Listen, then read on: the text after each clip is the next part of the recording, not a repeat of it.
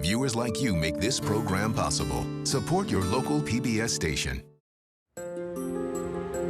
In the heart of Manhattan, a skyscraper like no other is nearing completion.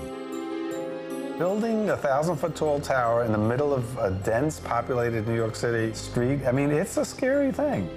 Having weathered the storm of an economic crisis, these are grim days in the financial world. And a Category 3 hurricane. Authorities in New York City are now carefully watching a crane that is dangling from a high-rise. Its sights are now firmly set on becoming the most desirable address on Earth. The lengths that we're going to, it's really unheard of. It's a luxurious finish. Luxury doesn't come cheap. The top floor penthouse has already sold for over $90 million. Now that's a view. This is the tower New Yorkers have christened the Billionaire Building. Without question, there will be no other building like it. If you can afford it, it's a great place to live. It's called 157, and it's going to be the most luxurious skyscraper ever built. Manhattan. Some of the most expensive real estate in America. In a city full of skyscrapers, it's hard for a building to stand out. But this one might just do it. They've called it 157. It's 1,000 feet of concrete, steel, and glass. And when complete, it will be the highest residential tower in the city. While the exterior is impressive, the interior promises to be nothing short of spectacular. If you want to live here, being merely rich will not be enough.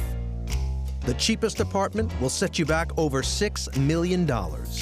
A penthouse, closer to $100 million. The man who had the original vision and borrowed $700 million to turn it into reality is former diamond dealer turned property magnate Gary Barnett. It's tough to assemble, great pieces of land in New York City because the city's built. You're not like you're expanding further out into the countryside or the desert or wherever. You've got to manufacture land. That means building tall. When complete, this skyscraper will boast a 30-story, 5-star hotel. There'll be 94 no-expense-spared residential condominiums. The two penthouses will each occupy over 10,000 square feet of luxury living space. Above all, they'll look out over Central Park. It will be the most sought-after view in the city, and the job of 157 is to make it pay. I think my favorite definition of the skyscraper was by Cass Gilbert, who was the architect of the Woolworth Building, who about 100 years ago said, a skyscraper is a machine that makes the land pay. Bottom line, they're not built unless there is a financial proposition. The proposition is that luxury living, plus that view, plus an address on the street they're calling Billionaires Row, will draw in the world's wealthiest buyers. It's the 2nd of April, 2013. 157 has been under construction for over 4 years. The first residents will move in 8 months' time. And that top-floor penthouse has been snapped up for over $90 million. It's a new record for New York. Still, half of the building is as yet unsold. And if Gary Barnett is going to see a return on his massive investment, that will have to change. We actually formed a sales team from the beginning. On a building of this size, there are some significant commissions being paid. And we felt we wanted to take that in-house and be able to help our own cash flow. Today, they've gathered to learn about what may be the biggest challenge of their lives. We need to define a little bit better what the immediate needs are going to be. To reach $2 billion worth of sales by the end of the year. It's a big number, and a big ask. But sales executive Emily Sertic seems to relish the challenge. I think any great salesperson absolutely wants to succeed. I don't think we'd be here if we didn't have that fire. And since it's hard to sell a luxury condominium when all you've got to show is construction work, the development team have tried to create, at their off-site sales gallery, a taste of what 157 will offer. It's a no-expense-spared, invitation-only sales experience. Don't expect to find any price tags in here. Our sales gallery is located in Midtown. We're here at Madison and 57th. So come on in and I'll show you how we sell. In this space, we're defining location and everything that the location affords. It's very important that we place the building with its surrounding amenities in the city. Now, one thing about 157 that is entirely unique is our centered position on Central Park. It really sets the building apart. Now for details. What kind of kitchen goes into the world's most luxurious condo? Here, your seven-figure sum buys a choice of two. So the buyers can choose between this hand-painted white kitchen, or if we spin around and look over here, you have a Macassar ebony kitchen in a lacquer finish. You have 2 dishwashers, 2 refrigerators, 2 of the wall ovens. So if you really want to use your home to have large parties, you're in good shape. And our cabinetry is actually from the UK. And so you look in the cabinets here, and you have solid walnut. You can actually smell the beautiful smell of the wood here. This is one of the floors in the building. This ripped sawn oak is done in an ebonized stain. But it's in the show bathroom that potential buyers first get to see the building's signature material, Italian marble.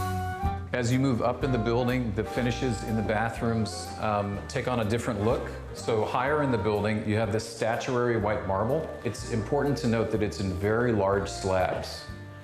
This really communicates a level of luxury in the design, and our buyers don't miss those points. It's a polished sales pitch. But what anyone considering buying here really wants to see is that view. An impossibility from a second-floor sales center, or so you might think. The 157 team turned to Mark Siegel to solve the problem. He and his colleagues have built a drone that will fly amongst the towers of Manhattan in airspace where full-size helicopters simply could not reach. 760, 770, hold it right there. Fire when ready.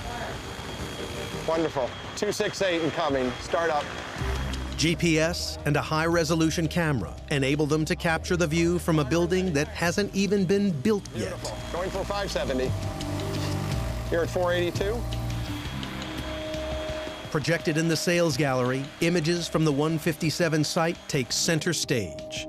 They sealed the deal on the penthouse sale. The view that everybody knows 1574 is the centered on Central Park view. There are literally no views like this in Manhattan. It's been clear from the start that this is the building's biggest selling point. Seen from the comfort of an apartment 1,000 feet up. And if you're paying millions of dollars for this view, the last thing you want is dirty windows. It's April 3rd, and the workers are gearing up to put the building's roof in place. When they're finished, the whole skyscraper will be sealed beneath it. But before that can happen, one last piece of equipment, vital to the building's operation, must be installed. It's 30 feet long. It weighs 20 tons. And it's going all the way up to the roof. Because a ladder and a squeegee won't cut it here. This is what's needed to make sure 157's 8,400 windows are always crystal clear. in some of these apartments, you get a full wraparound view of New York City, uptown, downtown, towards Brooklyn, Queens, and Jersey. It would be upsetting not to have these windows cleaned. Juan Portelis is responsible for what will be the Rolls-Royce of window washers. A fully rotating telescopic crane that will lower a basket 1,000 feet down a vertical wall of glass and enable a cleaning crew to keep those million-dollar views spotless. $50 million for an apartment, my window's dirty, I'd definitely be upset. The rig's 24-piece telescopic boom will be assembled once it's safely on the roof. The team will then attach it to the heavy-duty base unit. This morning's task is to get this piece to the top of the skyscraper.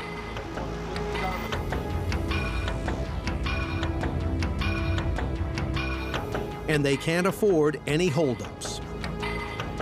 It is a good-looking building, that's for sure.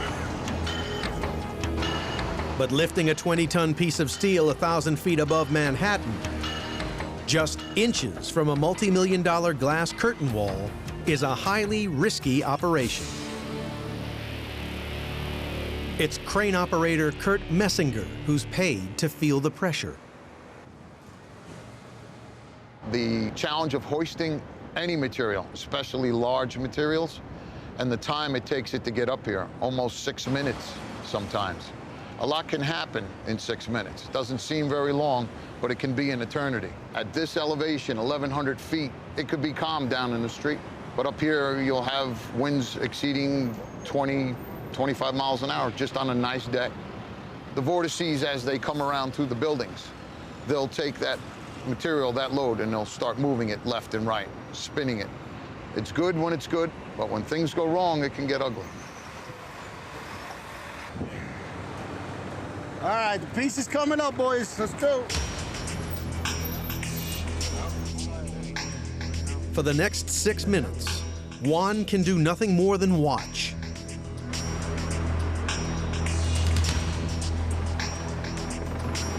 As the boom leaves the shelter of the surrounding buildings, it's exposed to the full force of the wind, which is swirling around the tower. All right, yo, Frankie, Willow, let's go. This is where Kurt's skills and his years of experience really come into play. Just like that is where we need it. With the boom at the desired height, the trick now is to bring it across to the building without inducing a potentially lethal swing. Motor goes to the front. Motor goes to the front. Willow. Frankie, grab that rope with him. Watch that. Watch the cross member. Right, just hold it steady and he'll do the rest. Nice and easy, nice and easy. Everybody good? Yeah. On deck. 20 minutes after it left the ground, Oh, this is gonna be beautiful. the boom sits safely on the skyscraper's roof. Frankie, just break off the back one too. You got it, young man. Beautiful job there. What follows is 2 days of reassembling the boom arm before the main event, attaching it to the base unit.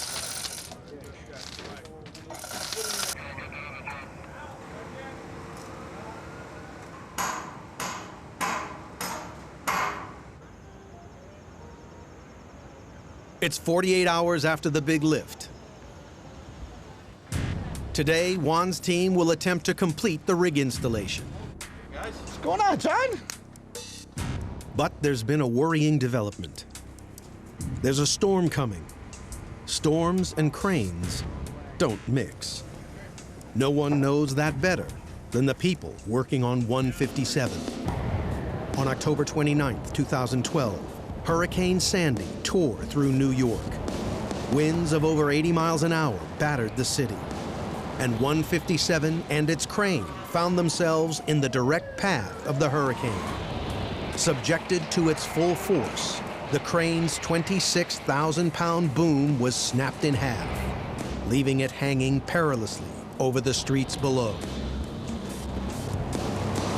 Authorities in New York City are now carefully watching a crane that is dangling from a high-rise in Manhattan. It collapsed in high winds earlier today, and it has been dangling precariously, dangerously off the top of that building, which has become known in Manhattan as the Global Billionaires Club. I mean, the hurricane wasn't part of the package. That was a scary episode when, you know, the crane fell over backwards. Luckily, it did not disconnect. One of the good things we saw is that this building stood up to a hurricane and getting smacked by a crane boom and didn't budge. So we know it's a pretty darn strong building. What project manager Juan Portelis knows is that he has just a matter of hours to get the job finished and the boom arm secure.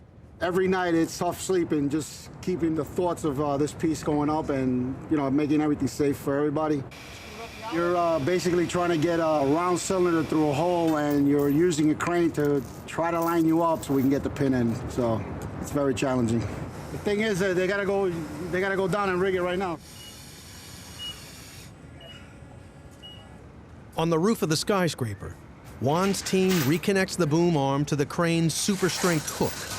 Start doing what you gotta do up there. And the 20-ton boom is eased off the ledge. But as the crane operator carefully maneuvers the rig towards the base unit, the storm is closing in faster than anyone here predicted. Right now, we got a storm approaching, and we've got to go ahead with the final installation of the arm. We have no other choice but to get everything connected. It actually looks like it's going to start pouring like any minute now, and we're just going to have to suck it up and just stay out there and just get soaked till we secure everything. Hold that right there, Angel!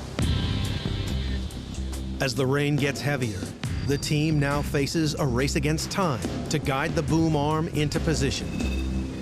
Until it's secured within the base tower, the crane must continue to bear its massive weight. You got to do it from down there. Make sure the flange is on the outside. But that's not the team's only concern. They have to get the window washing rig disconnected from the crane before the storm hits. If the two are still anchored to each other, the force of the wind on the crane could rip the entire structure from the building. At this point, we have no choice. We have to work with the weather. You know, we have to move quickly and safely as possible to try to get this secured onto the unit itself. Once it's secured, the crane can release itself and we should be okay. Yeah, the inside, take that off. That was just there to help you line it up. Yeah. The last piece of the puzzle is a 100-pound pin, which must join the arm and the base together.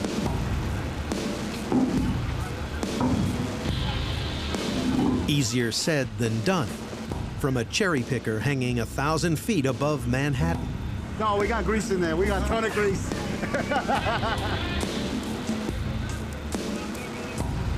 Finally, after 45 minutes, it's time to hammer it into position. Go, Lou, go! Hit it, right there, you can hear it. Oh, we've met already. For Juan, this is the culmination of 8 weeks planning.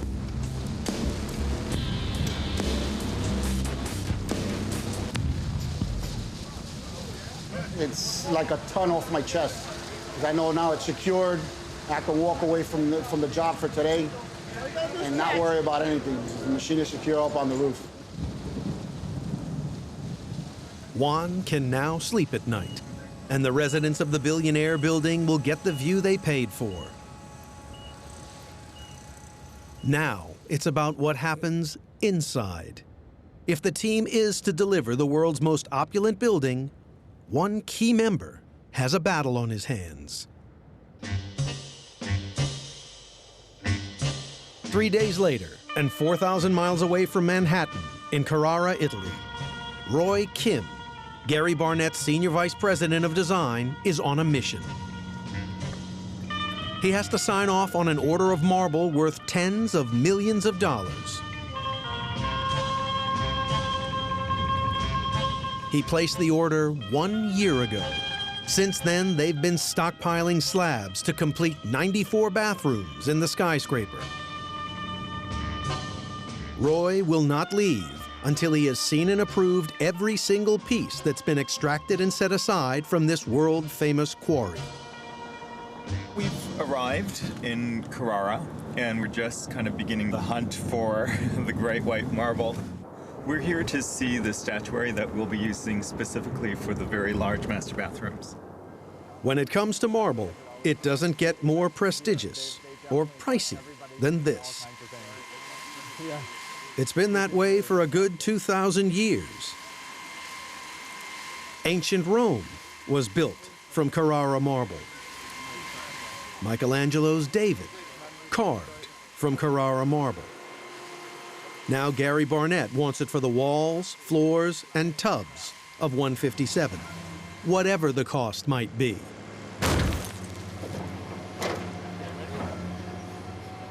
This one block alone is worth $500,000. Wow. Postage not included. When we decided to make the master bathrooms out of this stone, we knew it would be expensive, but we also knew we were building a very expensive building. And it's not often you see a 30-foot by 12-foot bathroom in the middle of the sky overlooking Central Park in Manhattan.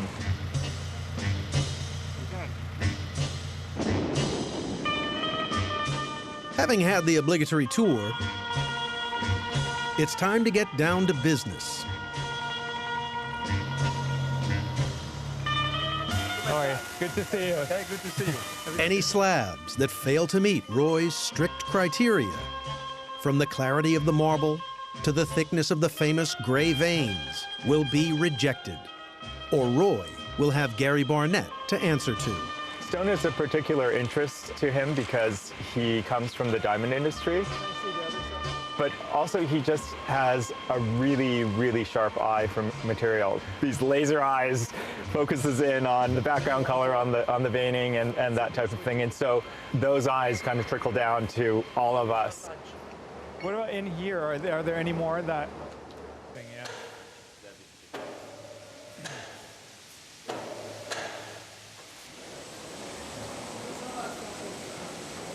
This is the darkest I would accept for the background.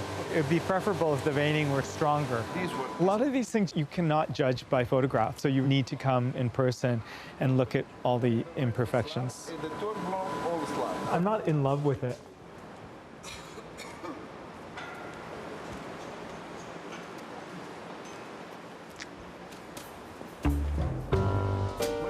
This is not good. That's not good. I mean, all of these are really not good. Yeah, that's it. It appears Roy's criteria have not been matched. And he's not a man to accept second best. We push and mill it. The production slabs obviously are not matching the record slab that was our target. The slab we are matching it was filled on a year ago. It was filled owned a year ago, but during that time I identified bundles to purchase. So we thought you were purchasing those bundles, and you didn't purchase those bundles. We try and be as specific as possible about what's acceptable and what's not acceptable, and they keep trying to push outside the lines. After 3 more hours, Roy has had enough. He demands to speak to the boss, quarry owner Manrico Gimignani. He didn't ask me to talk to you. He did not ask me to talk to you. I came to you. Yeah. My opinion. No, he didn't. They have always been very respectful of you guys. They really have been. This is now the last chance for Roy and the quarry owner to secure a multi-million-dollar deal. I mean, it's just basically pushing and pushing and pushing to try and get the best. But Roy's sky-high standards are proving almost impossible to meet.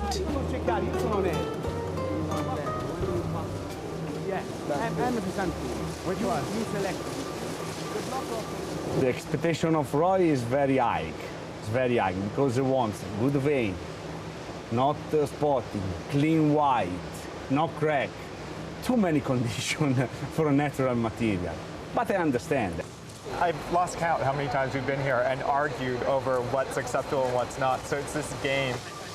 As Roy stands his ground, Manrico is left with no alternative but to let him loose to cherry pick from his multi-million-dollar stash. We've pushed and pushed to get really beautiful stone, and I think we're almost there. This is beautiful. This is all within the acceptable range. Can I see one with, like, in the sunlight? There we go. Wow, that's good. Finally satisfied with his selection, Roy can focus on the most important part of his visit. One after the other. These blocks. It's 4 meters long. We do 2 tops Okay. and 2 benches on and half a I block. see. Oh, yeah. They're worth upwards of $130,000 each. And from each one will come just 2 bathtubs and 2 ornate benches. He'll take 5. A block like this, which is 35 tons, is worth about 100,000 euros. It's a lot of money.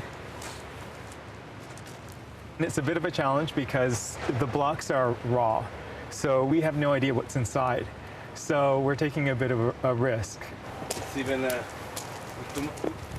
wow. Marco.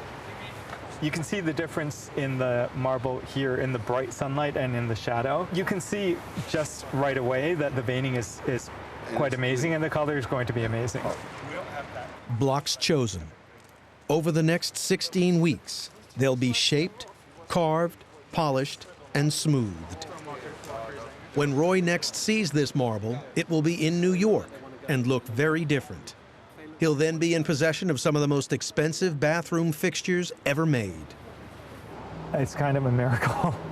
I need a very strong drink. It's been like a gargantuan task for the past 2 years to try and get the stone that we wanted. And I think, I don't want to speak too soon because we may be missing like a few thousand square feet, but we've pretty much got what we need.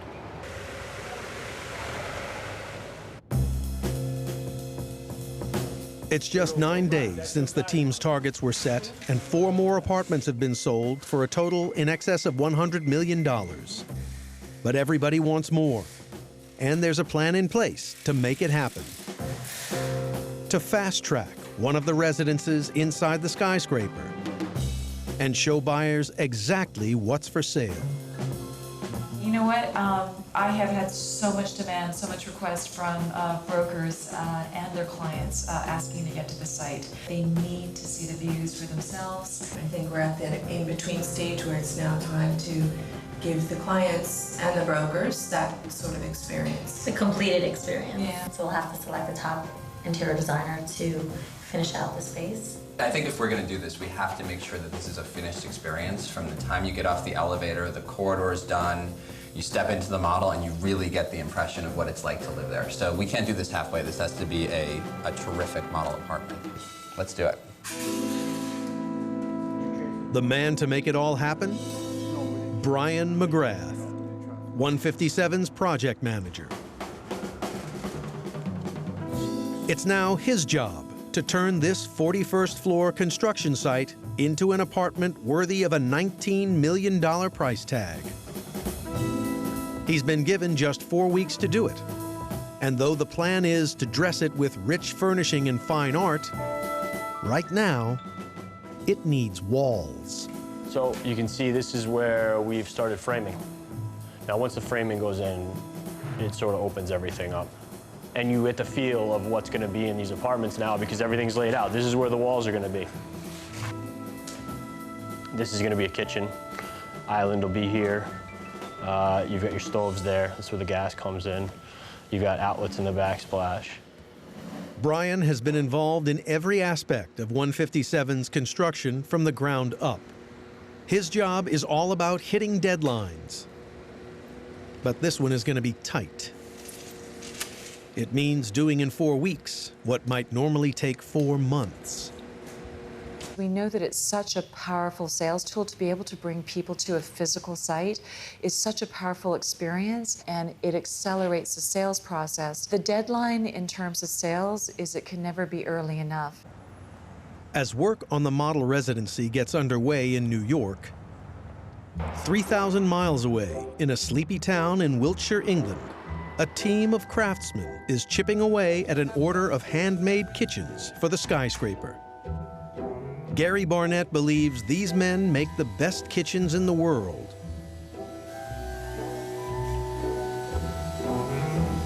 You have these high-end top apartments in New York City, and it's all being built by a small furniture firm in Wiltshire. This small company has gained global recognition for producing custom-made, one-off kitchens. Gary Barnett likes them so much, he's ordered 135, and he wants them yesterday. Right, here all the doors you've seen being laid out is for the new development that we've got going on in New York. As you notice, we've got them all laying out because the way they're actually constructed is that the ebony is all book-matched. So you have a repetition of the ebony veneers going along the full length of the cabinet run itself. You've got to get it spot on, because if you can't just lose one panel through to a wrong size specification, or if a hinge is put in the wrong place, because that will then ruin the whole run. 135 kitchens, of which there's about 18 different layouts. Had to be luxurious. But actually, I think as you can see, it's a luxurious finish. Luxury doesn't come cheap. That's because it takes time.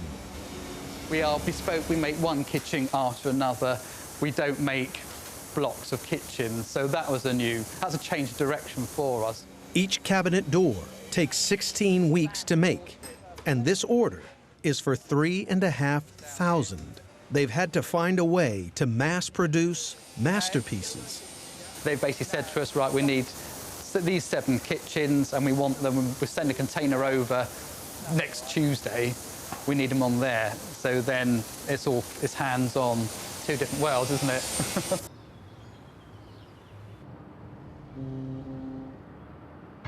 In Manhattan, Spring in New York. 2 weeks after the decision was made to create a model residence within the skyscraper, Roy Kim and the development team have sprung a site visit to inspect progress. The model residency apartment is a really nice 3-bedroom apartment that's on the 41st floor. And the 41st floor compared to the 90th floor might not seem that spectacular, but the view is amazing.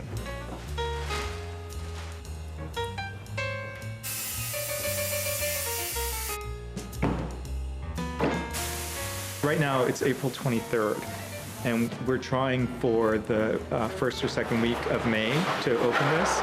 So this is the crunch time. Towards the end, there's a mad rush to kind of get all the finished items in, and the furniture and the art, and that's what's going to happen in the next 2 weeks. So this is the first time that I'm actually seeing this kitchen built, and it's pretty amazing. Fridges, like there's 2 of them. It's a little insane. Stools going here, we've got more storage here, 5 different cooktops over there, huge sink with 2 dishwashers. It's a serious kitchen. Do we have confirmation that the same is? While the kitchen might be taking shape, the rest of the apartment is still a long way off completion. Roy knows that if the deadline is not met, they risk losing millions of dollars in sales. In that room, just in that room. What about here? Right here, and they haven't even rough sanded it here yet. Is there a way to get the guys who are doing the foyer and also any of the wallpapering to get them in before the Monday? I really would advise them. In less than 2 weeks, this apartment must not only be beautifully decorated, but furnished to create the illusion that it's a billionaire's home. That means dressing it with contemporary works of art, loaned from New York's most exclusive galleries. I don't think I can get it before the 6th year, because it needs to be created, and the crates need to be made, and it's already really tight for the creators to actually make the crates and everything for the 6th. Just to move it here? Because they know this, still the building is a construction site. If it was maybe going to a finished space or an apartment or residence, maybe now. Right. But regardless, pushing it so that we can get here and everything up for the date being the 7th. Well, exactly. For the opening being on the 7th and not the 9th? For pushing for the 7th, yeah. Mm-hmm. Okay. I know we can do it. We've done this in much less time. I mean, we have literally built a sales center that looked like it would never open, and it opened the next day to rave reviews. Without giving any warning, Roy has just brought the completion date forward by 2 days to May the 7th. The deadline has gone from being tight to being seriously tough. But that's one of the hallmarks of this build. Since it was first conceived, plans for 157 have only become more ambitious. We thought maybe we'd build, you know, a 200,000 or 300,000 square foot residential building. We didn't have the ambitions or the, you know, or the foresight to see what it would eventually become. And tall buildings are not only complicated to build, but they're very expensive. But given that the market was moving up in 05, 06, 07 quite sharply, we felt that the numbers made sense and to go ahead with this project.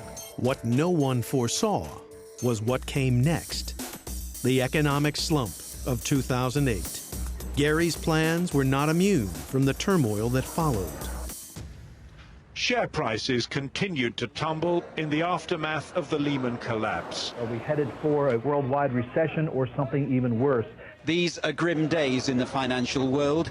You know, we got caught with the downturn 5 years ago, and there was no financing to be had to build a building like this. It was a challenge. Undeterred, he scoured the globe for investors. It took 2 years to put the pieces in place, but the plan that emerged was bigger and bolder. He chose the award-winning architect Christian de Portzamparc to design the building, and it now towers over every other residential skyscraper in New York. Building a 1,000-foot tall tower in the middle of a dense populated New York City street, I mean, it's a scary thing, but that's how great cities get built. There's no way around it. We're not building in the desert where if something falls, it doesn't matter. You know, here it matters, and we do everything we can to prevent it. This is a building that took 5 years to build. Smaller building might have taken 2.5 or 3 years. The extra time is more risk, more exposure, more interest costs. The extra size of the building makes it much more expensive to build. Actually, there are not that many people ready to do it because it's risky, because it's long-term, because you have to put out a lot of cash. So we've been fortunate to be successful and to be able to continue doing that. It's the 4th of May. Time to see where those hundreds of millions of dollars went. Right on the bench. On the 41st floor of 157, the team is working around the clock to complete the model apartment on time. With just 3 days to go until the planned unveiling, there's still a catalog of work to undertake. Yeah, this one's very tough because there's nothing to grab onto. Yeah. And 38 floors below, the pressure is also on to complete another of the skyscraper's signature rooms. It's the lobby of the luxury hotel that will occupy the first 30 floors of 157. Offering guests and residents the full 5-star treatment 24 hours a day. Tonight, site foreman Jim Callahan will mastermind the delicate operation of installing 9 $100,000 steel architectural panels into the marble-clad lobby. They're too large to fit through any door, so Jim's team will have to winch each 8-foot panel through a gap in the building's curtain wall that's just 3 feet wide. Dealing with a 3,200-pound item, and we have to act like it's a 1-pound item. I mean, with the finesse that we have to do, everything is damageable, everything costs a lot of money, and there is nothing we can even scratch, nick, dent, or break. It has to be pristine. Jim's challenge hasn't been made any easier by a requirement to conduct the entire operation at night. The DOB in New York City has only allowed us a permit Saturday night. I have a lot of lighting to cover all the areas that we're going to be working around. We have to shut down 4 lanes of 57th Street, which is a 2-way crossing street. And whenever the public is involved, there's an extra stress on pedestrian and public safety. Everything is copacetic, for sure. These people come by, a little belligerent, had a few drinks, you know. They know where we work, we're representing our union, right? Make everyone proud. It's 8 p.m. A truck carrying $800,000 worth of stainless steel panels awaits unloading outside 157. With 4 lanes of traffic closed and the general public cleared from the lift zone, Jim's first task is to guide the mobile crane into position. With its telescopic boom extended, the rigging crew can now commence connecting the crane to the panels.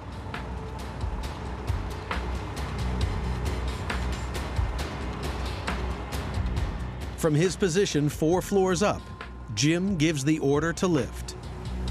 And the first $100,000 panel is slowly raised from the trailer and guided towards the curtain wall window, 40 feet above. It's now critical that the panel is kept under total control by the crane operator and Jim's highly trained tagline team. Any contact between the steel load and the glass curtain wall will result in damage costing thousands of dollars. It's a tense moment as the first panel is inched through the gap.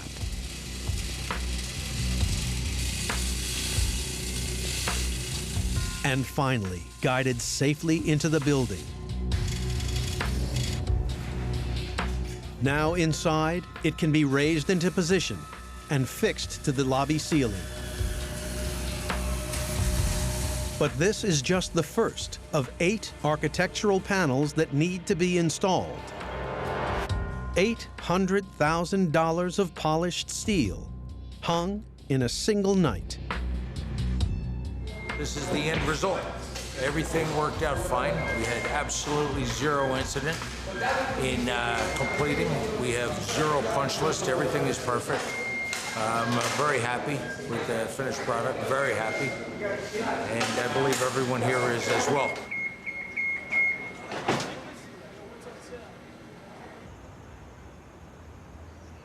It's May the 7th, 2013. D-Day for Brian McGrath and his team. They were given only 4 weeks to complete the ultimate model residence inside 157. But they've done it.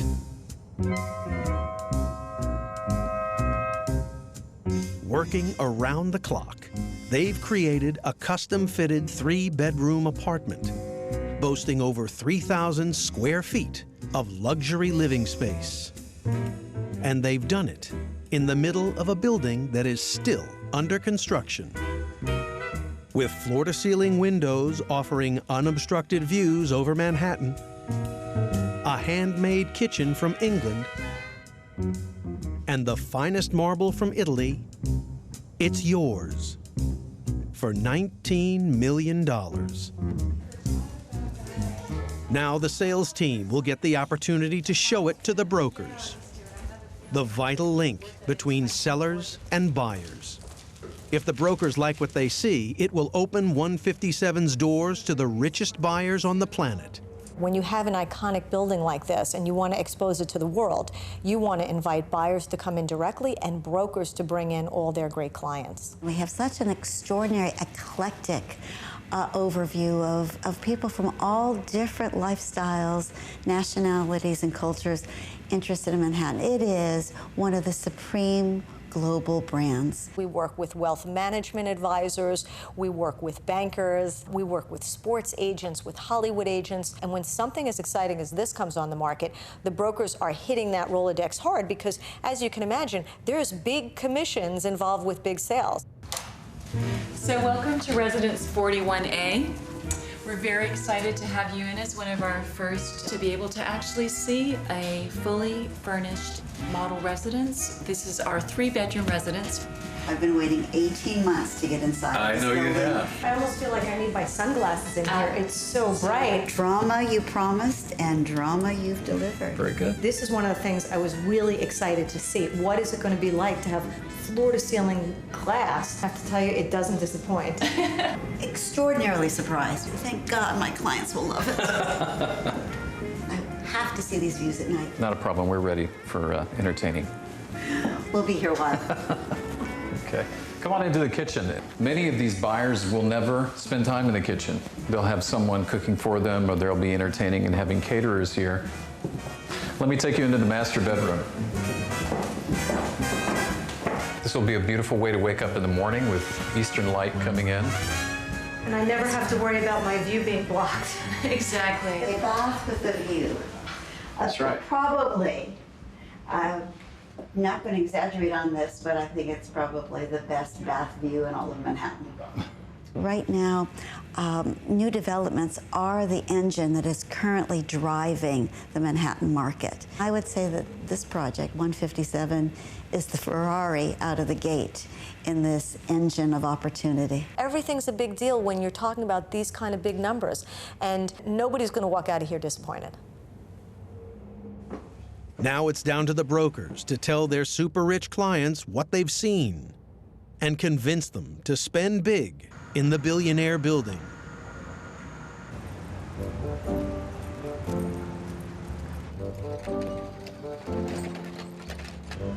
Four months have passed since the model apartment opened. New York's highest residential skyscraper is now almost fully enclosed under glass. This is the very top of the building. We're enclosed on all four sides now, and this is a big point in the building, because once we get enclosure, that means that we can start thinking about taking the crane down. So once we're done setting these panels and the crane comes down, the only way to get to the outside of the building is from this window washing rig.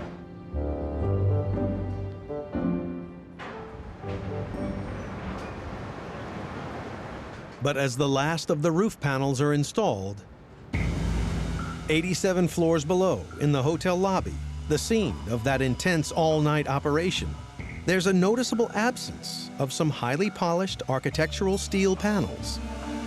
The owner actually came through after all of our hard work in bringing these screens in, and actually walked in here and on a whim asked us to remove 3 of them after they were all finished and installed. I don't know, $150,000 lost on each screen at the wave of a guy's hand saying I didn't like them, there was too many. After all of the design, thought, input, just throw away $450,000. Unbelievable.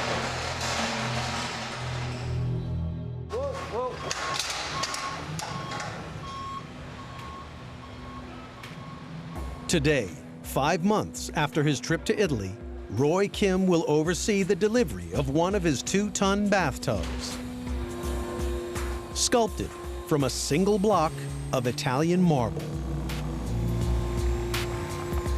This is the moment that we've all been waiting for. The tub has arrived on site. It came here without a glitch.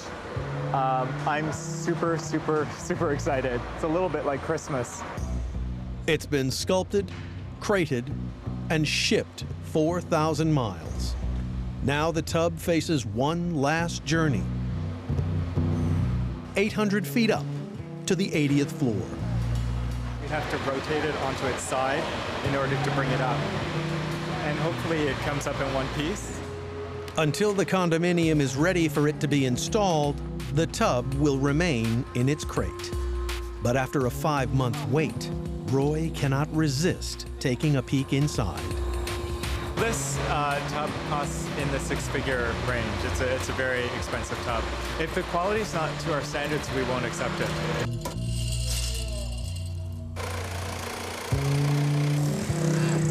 So this is it.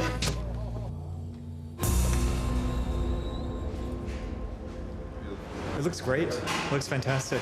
The veining is fantastic. It was worth all the pain and the effort to get it here, to get the quality. You know, it looks amazing. It's going to look good in the space. Fantastic. It's hard to judge a $100,000 tub when it's wrapped in plastic, but Roy likes what he sees. Vein right there. This is how I thought it would look. What do you think, Rocco? Looks good. Great. Nothing better. Worth the pain? Almost worth all the pain. Undecided. We'll have to think. We'll have to see the rest of the project. 3 days later, Juan Portelis is heading back to the roof of the skyscraper to check up on his window washing rig. When he was last here, his machine was exposed to the elements. Now it's fully enclosed under an electronically operated sliding glass roof. Today, he'll carry out the first test run of the machine that can lower a window cleaning basket down a 1,000-foot wall of glass, ensuring the city's newest skyscraper dazzles. You want to shake out any bugs, anything that the machine can possibly go wrong. Every switch is working the way it's supposed to, cut off when it's supposed to. It should be smooth sailing. Two of my fellow workers, they'll be the first ones on it. But they've been here with me putting it together, so they'll be comfortable with it. That's our next step. Juan's work on the most sophisticated window cleaning rig ever constructed is almost complete, but he's not ready to walk away just yet. Every machine that we put up, somehow I always make my way back, make sure the loving, tender care that I put in to put it in is continuing after I leave. They're basically my little kids, and I'm taking this one close to heart. This machine can be seen from anywhere in New York City right now. Queens, Brooklyn, New Jersey. We had the machine out, and we had several helicopters in the area, and that night it actually came out in the news. Nobody has a clue what it's for. This thing looks like a rocket launcher ready to shoot out a missile. Very high profile. It's a high profile building with a high profile machine.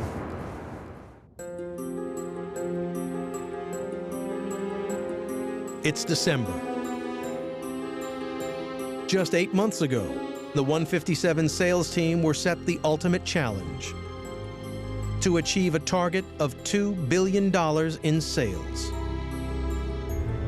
After an extensive push, and with help from a lavish sales gallery, a state-of-the-art drone helicopter, fire when ready, and a multi-million-dollar show apartment, now that's a view. They've smashed through their $2 billion target, and they still have a quarter of the residences in hand. I'm never happy till we're completely sold, but we're extremely happy with the progress, and our team is always looking forward to the next sale. I think the fact that we're so well sold not only makes it a good investment too, but it also is a tribute to the fact that, you know, people do view this building as a great building. In New York, speculation is rife as to exactly who will be moving into the multi-million-dollar apartments. But their identities remain a secret, closely guarded by the team behind the super skyscraper. In the past, people were just looking for a home with 4 walls in a proper location that worked for their lifestyle. They're now looking for masterpiece design. This property delivers it. To look up at a building and to say, I sold over $2 billion of real estate, it's a feeling of accomplishment, and it kind of motivates me to go on to the next. One day, maybe I'll be able to afford to come over here and have a dinner with my girl, and at least say, you know, I was part of this, you know? I don't think many people are going to be able to top this. They're paying $100 million downstairs, and I got $1 billion view here, and I don't have to pay for it. God only knows who's going to be living here.